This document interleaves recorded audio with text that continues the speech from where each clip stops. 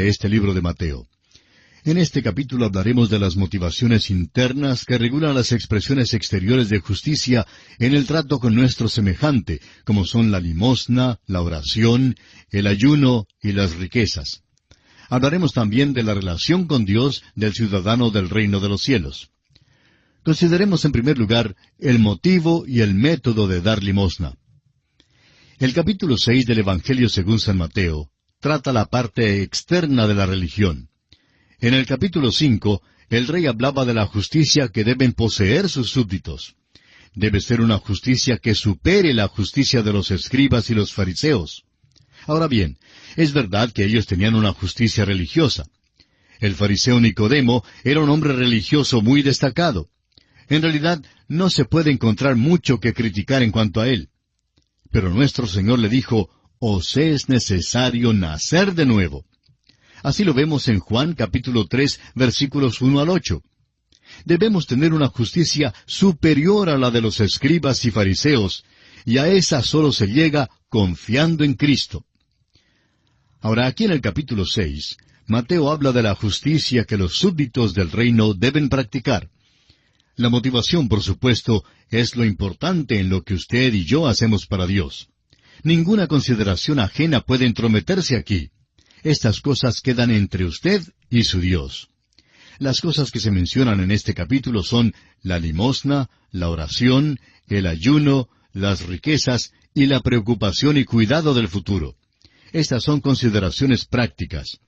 El Señor Jesús habla primero del motivo y luego del método de dar limosna. Veamos el primer versículo de este capítulo 6 de Mateo. Guardaos de hacer vuestra justicia delante de los hombres para ser vistos de ellos. De otra manera, no tendréis recompensa de vuestro Padre que está en los cielos. Lo que usted da, queda entre usted y Dios. Usted no debe dar para ser visto de los hombres. Este es un gran principio y fue exigido vehementemente por el Señor cuando Él dijo en el versículo 2, «Cuando pues des limosna, no hagas tocar trompeta delante de ti, como hacen los hipócritas en las sinagogas y en las calles, para ser alabados por los hombres. De cierto os digo que ya tienen su recompensa». El Señor dijo estas palabras con una ironía cáustica y con un cortante sarcasmo. Era la costumbre de los fariseos, cuando querían dar a los pobres, ir a una esquina bulliciosa en Jerusalén y tocar la trompeta. El propósito de tal costumbre era el de juntar a los pobres y necesitados para que recibieran la limosna. También era esta una oportunidad para que los fariseos dejaran saber a los demás lo generosos que eran. Los cristianos hoy en día tenemos una actitud paralela con los fariseos en muchos aspectos. Cristo dijo a los fariseos que cuando hacían obras generosas para que el público los viera, ya tenían su recompensa. Su generosidad no era un asunto entre ellos y Dios. Ahora, amigo oyente, ¿por qué da usted? Hay más de una sola manera de dar. En cierta organización, al tomar la ofrenda, se solicitó a quien recogía la ofrenda que se asegurara de dar una oportunidad a todos de ponerse en pie y decir cuánto darían.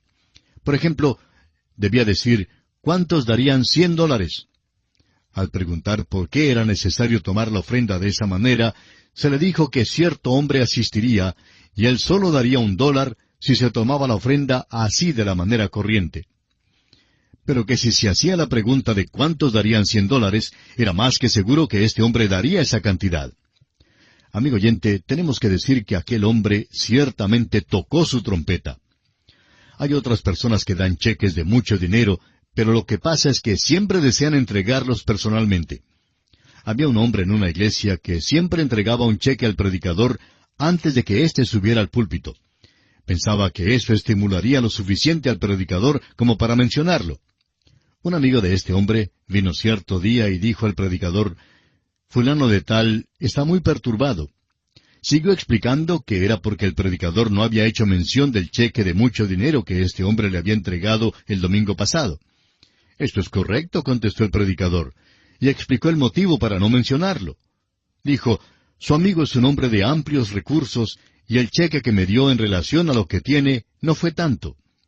El domingo pasado un cartero también me entregó un sobre. Me dijo que no lo abriera sino hasta después del servicio, y no quiso que yo dijera ni una palabra a nadie acerca de esto. Me dio casi el doble de lo que el hombre adinerado me había entregado. Si yo tuviera que testificar acerca de alguna persona, tendría que hacerlo de parte del cartero. Amigo oyente, permítame decirle que el dar es algo entre usted y Dios. Pero en el mismo momento en que una tercera persona se ve involucrada, ya usted no es digno de recibir ningún encomio o recompensa. Hay muchos llamados cristianos, quienes dan hoy en día, pero que realmente no dan de ninguna manera. Por ejemplo, una universidad norteamericana que explotaba el carácter humano, trazó hace algunos años unos planos arquitectónicos muy bellos para una torre que había de ser construida en uno de los edificios. Anunciaron modestamente que darían el nombre del donador a la torre. Por lo menos había media docena de personas que querían que su nombre apareciera en esa torre. Hoy en día se llama la Torre de Fulano de Tal, honrando a cierto hombre. Su nombre está labrado en la piedra y se le alaba todo el tiempo. Muchas personas dan así. Pero amigo oyente, esta clase de dar no vale nada delante de Dios. Fíjese usted lo que dice el Señor en los versículos siguientes, 3 y 4 de este capítulo 6 de Mateo. Mas cuando tú des limosna, no sepa tu izquierda lo que hace tu derecha, para que sea tu limosna en secreto, y tu Padre que ve en lo secreto te recompensará en público. El dar es un asunto entre el alma y Dios. Es una relación tan íntima que lo físico debe ser reducido a lo mínimo. La mano derecha debe permanecer tan callada en cuanto al hecho de dar, que la mano izquierda nunca descubrirá si tuviera ojos para ver lo que ha hecho la mano derecha. No se meta la mano en el bolsillo mientras levanta la otra en el aire para que sepan los demás cuánto es que da. Esto es lo que dice el Señor y lo dice con un sarcasmo penetrante. En realidad, amigo oyente, ¿vive según el Sermón del Monte el que se cree tan liberal? Por supuesto que no. Leamos ahora el versículo 5 de Mateo capítulo 5. Y cuando ores, no seas como los hipócritas, porque ellos aman el orar en pie en las sinagogas y en las esquinas de las calles para ser vistos de los hombres. De cierto os digo que ya tienen su recompensa. Este versículo no es de ninguna manera una exageración. Hoy día hay algunos judíos ortodoxos que se les ve parados o caminando, llevando el chal de oración y leyendo oraciones. También hay muchos que andan con sus sartas de cuentas a plena vista para que todos vean que están rezando. Hay un peligro muy grave aquí de hacer esto delante de los hombres. El chal de oración o la sarta de cuentas anuncia a otros que un hombre está orando. Y el Señor dice que si un hombre ora así, ya tiene su recompensa. Su recompensa consiste en ser visto de los hombres. Pero su oración no será contestada. Nunca podrá llegar más allá de las vigas del edificio. El versículo 6 nos dice, Mas tú, cuando ores, entra en tu aposento y cerrada la puerta, ora a tu Padre que está en secreto, y tu Padre que ve en lo secreto, te recompensará en público. Y aquí nos detenemos por esto. Estábamos hablando de la oración, y el Señor se refirió a aquellos que les gusta orar en público en las esquinas de las calles para ser vistos de los hombres. Y dijo que los que eso hacen ya tienen su recompensa. Decíamos que estas palabras no son una exageración en ninguna manera. Mencionamos que aún hoy hay algunos judíos ortodoxos que se les ve parados o caminando, llevando el chal de oración y leyendo oraciones. También hay muchos que andan con sus sartas de cuentas a plena vista para que todos vean que están rezando. Vimos que en realidad hay un peligro muy grave aquí en hacer esto delante de los hombres. El chal de oración o la sarta de cuentas anuncia a otros que esa persona está orando. Y el Señor dice que si un hombre ora así, ya tiene su recompensa. Su recompensa consiste en ser visto de los hombres, pero su oración no será contestada. Nunca podrá llegar más allá de las vigas del edificio. En vista de eso, entonces, vimos que el Señor Jesucristo instruyó en el versículo 6 de Mateo, capítulo 6, Mas tú, cuando ores, entra en tu aposento, y cerrada la puerta, ora a tu Padre que está en secreto. Y tu Padre que ve en lo secreto, te recompensará en público. El concepto expresado aquí es revolucionario. ¿Notó usted que el Señor usa el término Padre en cuanto a Dios? El Señor habla aquí en cuanto a los ciudadanos de su reino. Ahora, ¿cómo llega usted a ser un hijo de Dios hoy en día? Bueno, el apóstol Juan en su Evangelio capítulo 1 versículos 12 y 13 nos da la respuesta. Él dice, «Mas a todos los que le recibieron, a los que creen en su nombre, les dio potestad de ser hechos hijos de Dios, los cuales no son engendrados de sangre, ni de voluntad de carne, ni de voluntad de varón, sino de Dios». Nuestro Señor Jesucristo dijo a Nicodemo en Juan capítulo 3 versículo 7, «Os es necesario nacer de nuevo». No se puede llamar a Dios Padre a menos que seamos sus hijos. En el Antiguo Testamento este término nunca se usaba porque no había la relación entre padre e hijo. Es verdad que toda la nación de Israel fue llamada mi hijo, pero al individuo en aquella nación no se le llamaba hijo. Es de una nueva relación que habla el Señor aquí en este versículo 6 de este capítulo 6 de San Mateo. Con respecto al asunto de la oración, nos dice que debe ser secreta y sincera. Muchos santos de Dios, que hoy en día no son reconocidos, serán manifestados en el tribunal de Cristo como verdaderas personas de oración. Ahora el Señor dice en los versículos 7 y 8 de Mateo capítulo 6, «Y orando, no uséis vanas repeticiones como los gentiles, que piensan que por su palabrería serán oídos. No os hagáis pues semejantes a ellos, porque vuestro Padre sabe de qué cosas tenéis necesidad antes que vosotros le pidáis». Que la oración deba ser simple no significa que no hayamos de pedir varias veces alguna cosa. Más bien significa que no debemos usar repetidas veces las expresiones vanas que no tienen significado. No use pues usted vanas repeticiones.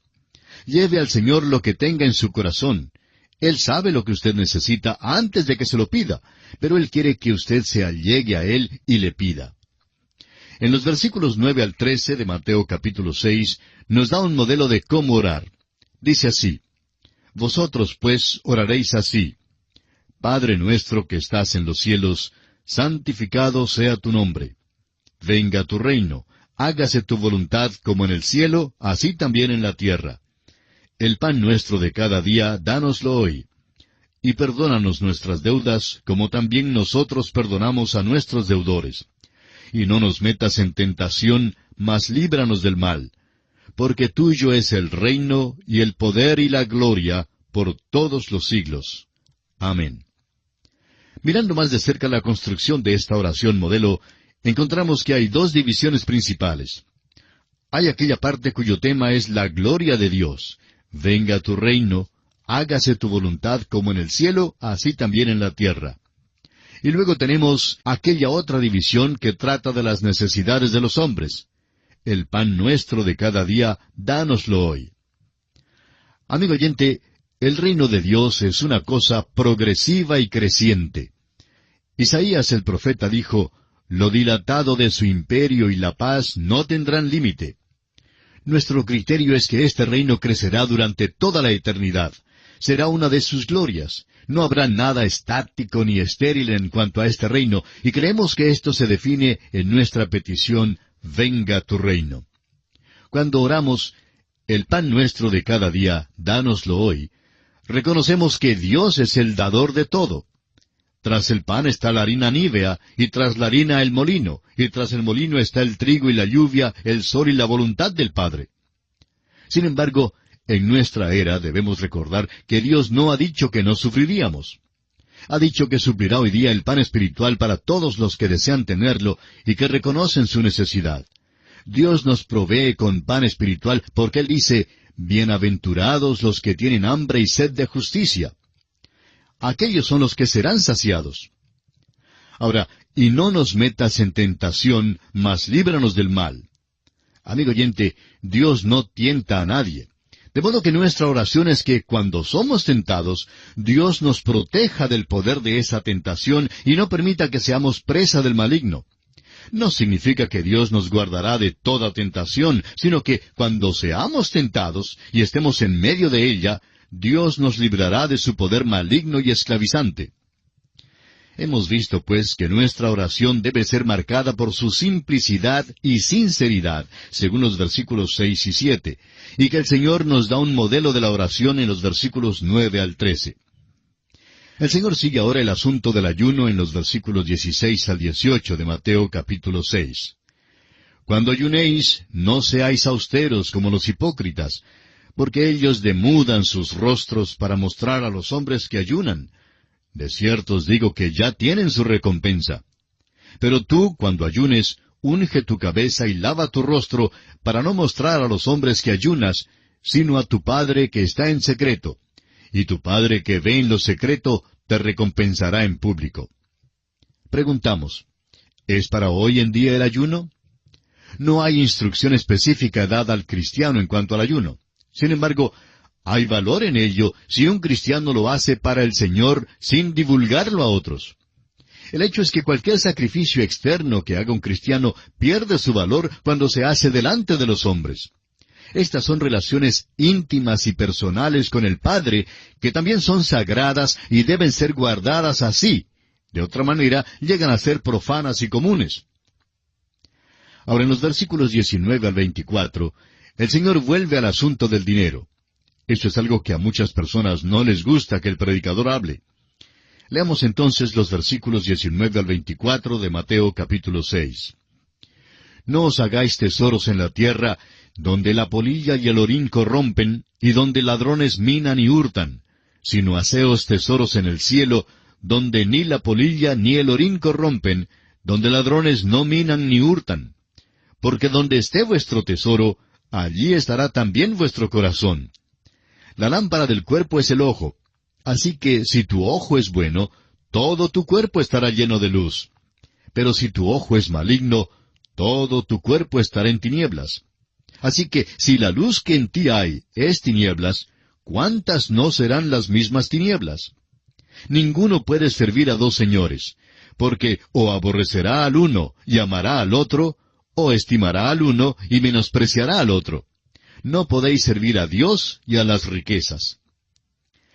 El ganar dinero en sí no es malo. Muchas personas creen que el dinero no puede ser usado de una manera espiritual porque es algo tan material. El Señor dijo que debemos amontonar nuestros tesoros en el cielo. Ahora, ¿cómo podemos hacer esto? El dinero que se emplea para Dios acá en la tierra es depositado en el cielo a nuestra cuenta. Esto es real y verdadero. Alguien ha dicho, lo que guardé para mí mismo, eso perdí, pero lo que di a Dios, eso he guardado. Amigo oyente, ¿dónde guarda usted su riqueza? Cuando ofrenda para la obra del Señor, asegúrese de investigar aquellas organizaciones a las cuales usted desea ayudar. No ofrende a una organización cualquiera. Asegúrese de dar sus ofrendas a una obra que es del Señor, para que esté seguro que su tesoro llegará al cielo. Recuerde que donde esté vuestro tesoro, allí estará también vuestro corazón. Si tiene tesoros en el cielo, amigo oyente, pensará mucho en el cielo. Pero si su dinero está en el banco, pues pensará muchísimo en el banco. El Señor está diciendo que hay un peligro en adorar el dinero o los tesoros materiales más que a Dios. Los hombres o bien sirven al Creador, que es Dios, o bien sirven al Dios de las riquezas. El dinero bien puede tomar el lugar de Dios en nuestra sociedad contemporánea más fácilmente que casi cualquier otra cosa. Ahora, en los versículos 25 al 34 de este capítulo 6 del Evangelio según San Mateo, el Señor concluye al hablar acerca de otros aspectos con respecto a nuestra relación con las cosas que son materiales. Nos dice que no debemos andar preocupados por las necesidades materiales. Por ejemplo, el Señor dice en el versículo 26, «Mirad las aves del cielo que no siembran, ni siegan, ni recogen en graneros, y vuestro Padre Celestial las alimenta. ¿No valéis vosotros mucho más que ellas? Las aves no pueden sembrar ni pueden segar. Las aves no pueden recoger en granero. Pero usted y yo sí podemos hacer estas cosas. Debemos sembrar, cosechar y recoger con el mismo abandono que tienen las pequeñas aves. Ellas confían en que Dios las cuidará, y nosotros también debemos confiar en Él. Pero esto no quiere decir que no debemos emplear el buen juicio, porque Dios nos ha dado estas capacidades. Una vez un cristiano preguntó, ¿cree que un cristiano debe comprar pólizas de seguros? La respuesta de su pastor fue, sí, ¿cómo no?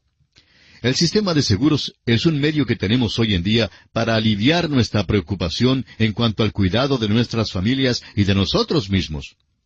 Lo importante es que no andemos por la vida permitiendo que las cosas materiales sean una carga. En los versículos 27 y 28 el Señor dice, ¿y quién de vosotros podrá, por mucho que se afane, añadir a su estatura un codo? Y por el vestido, ¿por qué os afanáis?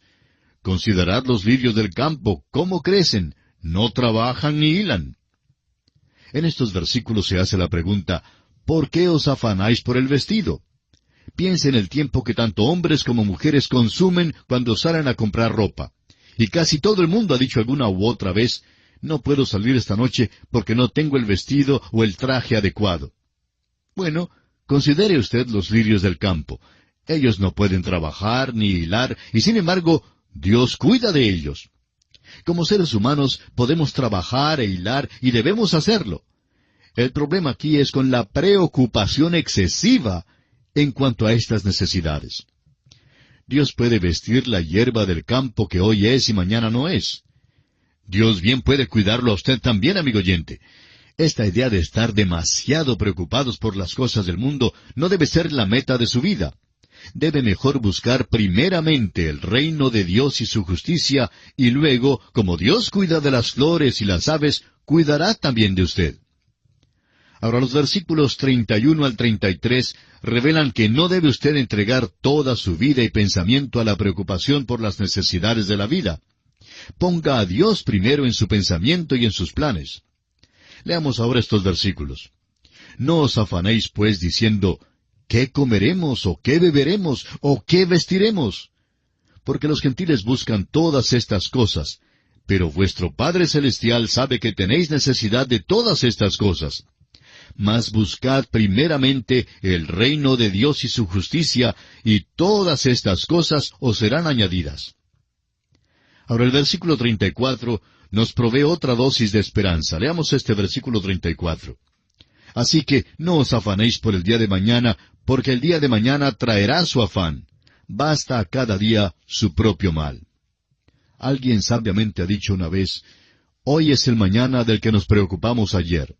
Cuán verdadero es esto para muchas personas. Pero recuerde, amigo oyente, que mañana está en las manos del Dios de hoy. Podemos confiar que Dios manejará justamente lo que está en sus propias manos. Y así concluimos